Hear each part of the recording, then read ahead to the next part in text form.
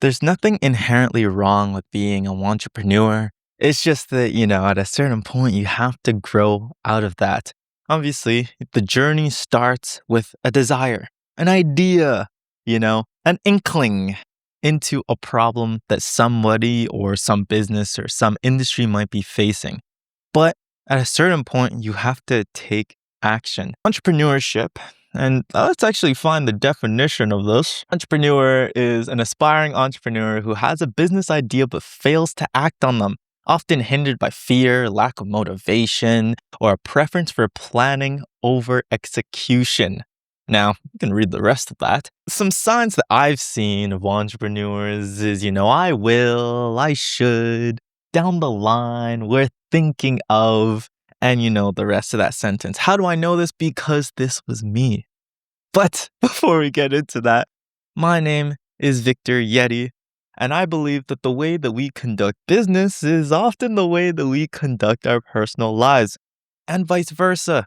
If that sounds like your cup of tea, then make sure you subscribe to stay notified of all of our weekly and, future videos. But let's talk about entrepreneurship and how to stop doing it. Contrary to popular belief, entrepreneurship is not a mindset. It is an action.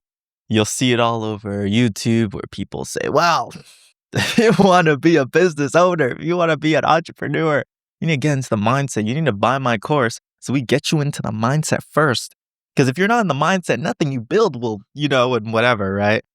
But that is not the essence of entrepreneurship. That is how to be annoying.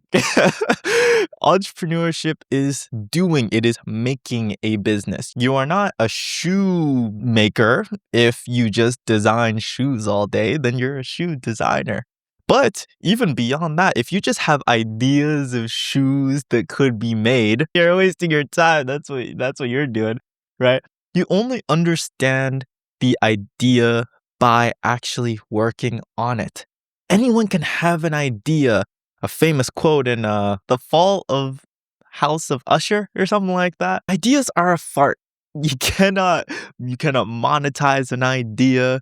You cannot patent it. You cannot copyright, protect it to an extent, right? Like obviously when you do it and when you create it, then there's something tangible there that we can work with.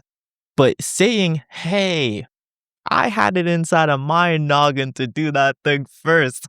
Good luck defending that, right? I feel like many people want to be entrepreneurs and they want to, they like all the glitz and glamour of the name and the title. And I'm glad that it's meaning a lot less now. And honestly, most people, when you say entrepreneurship, they say, oh, so you're jobless, right? But that's a digression. You only understand it once you actually start working on it. And being an entrepreneur honestly means that you have to be a scientist when it comes to your idea. You have to use the scientific process. It means that your idea is just an idea. It's an assumption, a hypothesis of how the market might react to a service or an offering. You have to then go into that market and find a way to test your assumptions. You will not do that by just typing on LinkedIn all day. You have to talk to customers. You have to talk to investors. You have to talk to people in the industry and say, hey, do you think this is a good idea? This is not something that a lot of YouTubers and these grifters will tell you about entrepreneurship. They'll just say, well, once you get in the mindset, the money will follow. That is ludicrous. Money follows action, and you have to make a change for anything in your life to change as well. Thinking about something very hard in your brain is not a change. It's not an action, and it doesn't move anyone's hands, right? And one of the biggest things is that you don't develop, and the idea doesn't develop until you ask people about it, right? One of the entrepreneurship killers is having this big idea in your head and becoming married to that idea. And the fear of having it refuted or proven wrong leads a lot of people to clam up about it, and they say, well, I'm protecting my IP. I can't talk about it too much or else people will steal it. That's really dumb. Chances are the first idea you have is not a great one, right? And it's by talking to the market and refining it that you actually get a better idea of what the market actually want. You can't just ponder something. You have to actively test it and get feedback on it like any other art form and like any other creation. The biggest thing is that you cannot be a wantrepreneur. You can't just be an entrepreneur that, I'm just, baby steps, right? You have to be a find out founder. You got to get out there and actively seek out people that will say, hey, you're not looking at this in the right way. You have to look for people that will tell you the hard truth about your idea and about your business.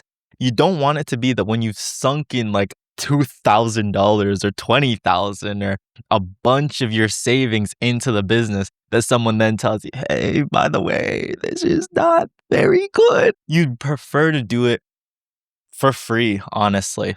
I think that's enough out of me. I think you get the point. But let me know what you think. Have you struggled with this? I know I have.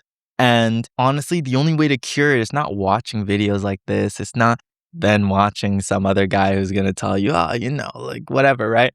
And it's definitely not going to be LinkedIn. It's going to be you picking up a pencil, jotting down all the things that you think are true about your business and true about the market and what people need, and going out there and seeing if you're right. That's the only way. But let me know. Do you agree? Do you disagree? What have you struggled with in growing out of your entrepreneurship cocoon? And what do you think of everything I've said? Because what do I know?